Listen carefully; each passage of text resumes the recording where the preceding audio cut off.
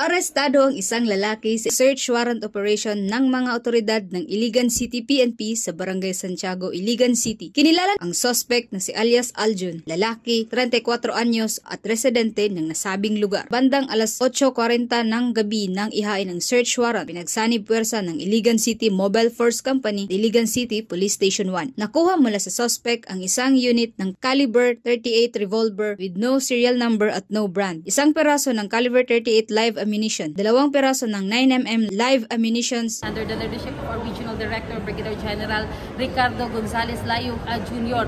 ay paiitingin po yung kampanya natin against loose firearms at kasama rin po yung mga fired, mga licenses na ating kakatukin, subject them for a police operation.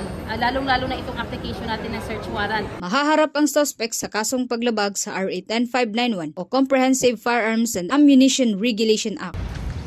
Mula dito sa Northern Mindanao, ako ang inyong Police News Network Correspondent, Patrolwoman Rina Celestine Sandrias, alagad ng batas, tagataguyod ng Balitang Pulis.